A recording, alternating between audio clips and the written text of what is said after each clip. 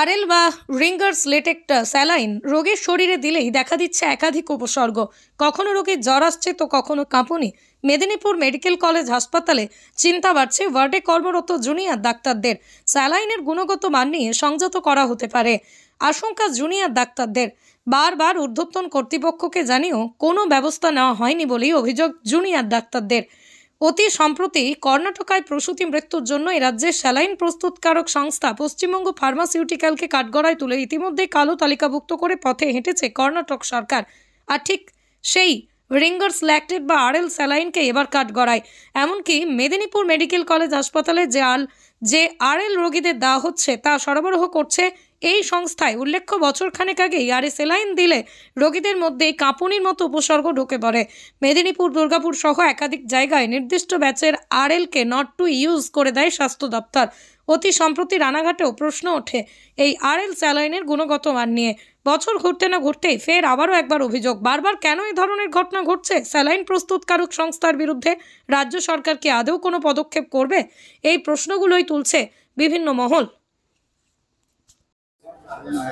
শোনা যাচ্ছে যে কোম্পানিকে ব্র্যান্ড ব্ল্যাকলিস্টও করা হয়েছে। আরএল নিয়ে কাজ করতে গেলে আপনাদের কি সমস্যা? দেখুন, রিঙ্গার ল্যাকটেড এই যে ফিজিওলজিক্যাল ফ্লুইড বলা হয় যে আমাদের শরীরের সবচেয়ে বেশি ব্যালেন্স যদি কোনো ফ্লুইড রাখতে পারে তার কাছাকাছি যেটা যায় সেটা রিঙ্গার ল্যাকটেড।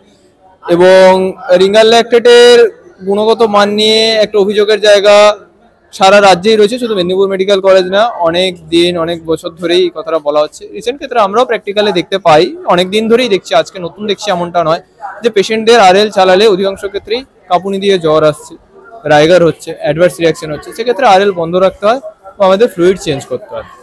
মেডিসিনের ক্ষেত্রে তাও প্রয়োজনীয়তা অনেক কম বলে আমরা অন্য ফ্লুইডে এনএসপায়ার সমতুল ফ্লুইডে রাখার চেষ্টা করি, কিন্তু সার্জিক্যাল ব্রাঞ্চগুলোতে প্রয়োজনীয়তা অনেক বেশি। তো সেক্ষেত্রে এই অ্যাডভার্স রিয়াকশনটা তাদের ক্ষেত্রে অনেক বেশি হচ্ছে, এবং সেক্ষেত্রে আরএল এর গুণগত মান ঠিক রয়েছে কি রয়নি সেটা দেখার জন্য যারা উপযুক্ত কমিটি রয়েছে বা অথরিটি রয়েছে তাদেরকে আমাদের তরফ থেকে অনুরোধ থাকবে, বা আগেও থেকেছে এবং ভবিষ্যতেও থাকবে, যে গুণগত মানটা যেন আরও একবার যাচাই করে যে প্রকৃত গুণমানে রিঙ্গার ল্যাকটেড পাওয়া উচিত সেই রিঙ্গার ল্যাকটেডটি সরবরাহ করা হোক। কারণ এটা চিকিৎসার ক্ষেত্রে অন্যতম অনিবার্য একটা ফ্লুইড, তাই সেক্ষেত্রে মানে কম্প্রোমাইজের জায়গাটা খুব একটা নেই।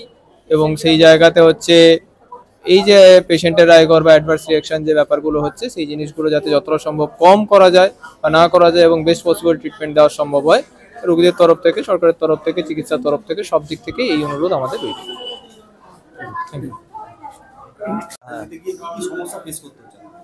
আরএলের সমস্যাটা বলতে আমাদেরকে আরএলটা দিতেই হয় সমস্ত পেশেন্টকে, যেমন প্রি অপারেটিভ বলুন, পোস্ট অপারেটিভ বলুন, ইলেকট্রোলাইট ব্যালেন্সটা মেনটেন করার জন্য যেহেতু আরএলটাই আইডিয়াল, সেই জন্য আমরা পোস্ট অপারেটিভ পেশেন্টদেরকে তো দিয়েই থাকি। Even pre operative acute case থাকলে, ধরুন প্যাঙ্কিয়াটাইটিস বা এরকম কোনো পেশেন্ট থাকলে তাদেরকে আমরা দিতেই হয় আরএলটা। এবার আরএলের সমস্যা দেখা যায় যে ধরুন আমরা এরকম ভাবে দিলাম যে দিনে একটা কি দুটো বাচ্চা, সেক্ষেত্রে অনেক সময় ঠিক থাকে, কিন্তু যেসব প্যাঙ্কিয়াটাইটিস পেশেন্ট এদের ক্ষেত্রে আরএলটাই একমাত্র ফ্লুইড অফ চয়েস।